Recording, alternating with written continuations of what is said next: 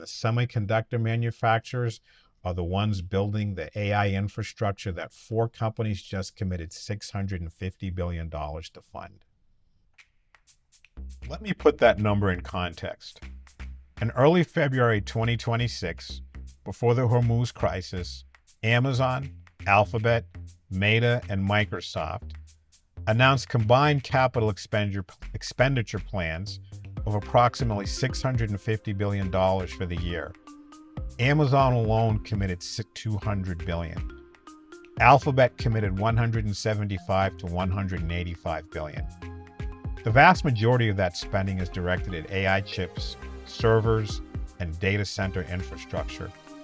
The $650 billion from four companies exceeds the combined capital expenditure forecasts of 21 leading U.S. industrial firms, including automakers, defense contractors, railroads, and ExxonMobil, which are collectively expected to spend about $180 billion.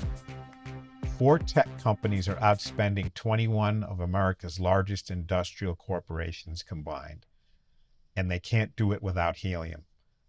This exposure is not evenly distributed. Three chip makers matter for this story. TSMC, the world's largest contract chip maker and the manufacturer of NVIDIA's AI accelerators, sources about 30% of its helium from Qatar and maintains more than 2 months of inventory. Air Liquide opened a new facility in Taichung, Taiwan on March 26, near a port equipped to handle liquefied gases. TSMC is the best position of the three. Samsung Electronics has started deploying its helium reuse system, a recycling technology that recovers and repurifies helium used in fabrication. It's a partial buffer, but recycling can't fully replace primary supply. And then there's SK Hynix. SK Hynix is the world's second largest memory chip maker.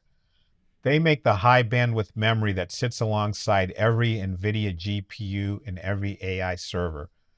Without HBM, the GPU is useless. According to Fitch Ratings, approximately 2/3 of South Korea's helium imports came from Qatar last year. SK Hynix has no mature helium recycling system.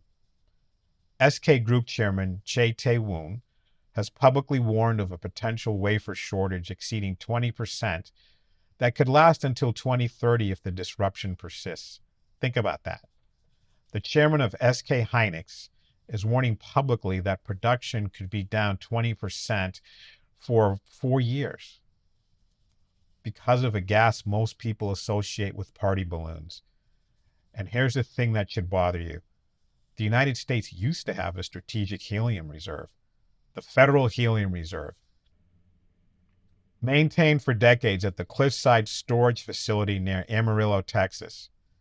In June 2024, the government sold it to Messer Americas, a private German-owned industrial gas company, for $460 million. $460 million.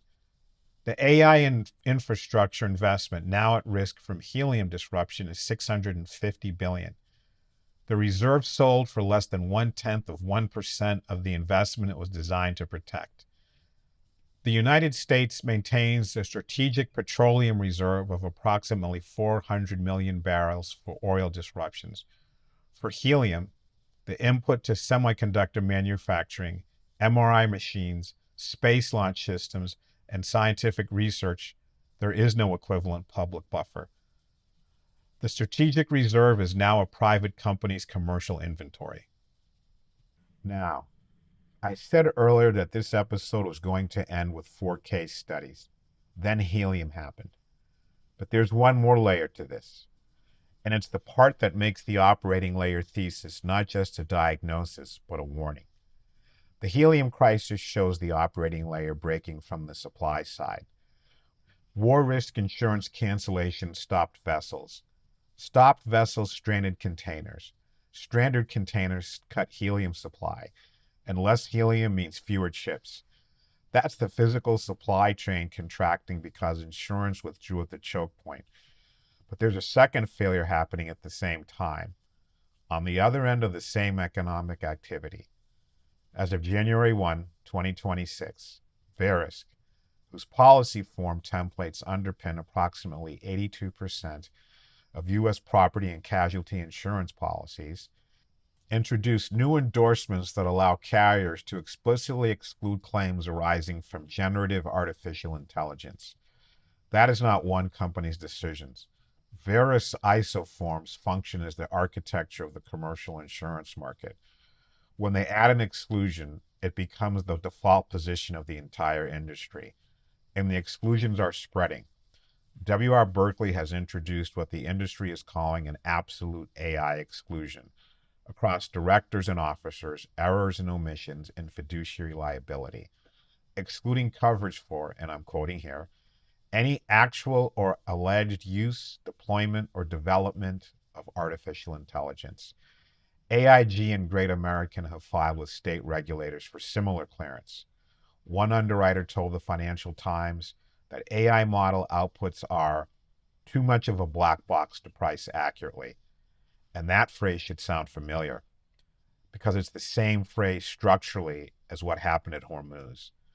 The underwriters looked at the risk, they couldn't price it, they pulled out. Binary, a light switch, not a dimmer. So picture this. You're a company that has built its operations around AI. On the supply side, the helium disruptions threatens the chips that power your AI systems.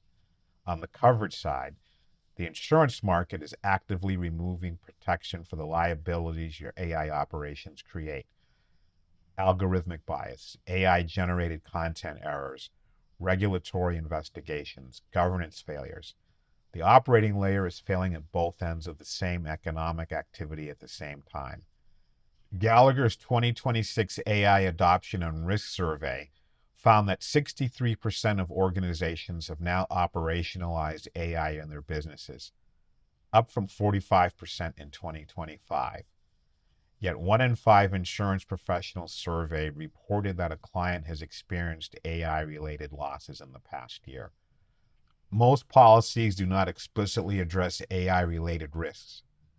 The era of silent AI coverage, where AI risk was covered incidentally because nothing in the policy explicitly excluded it, is ending. The gap between AI deployment and AI insurance coverage is widening at every renewal cycle. Let me bring this together.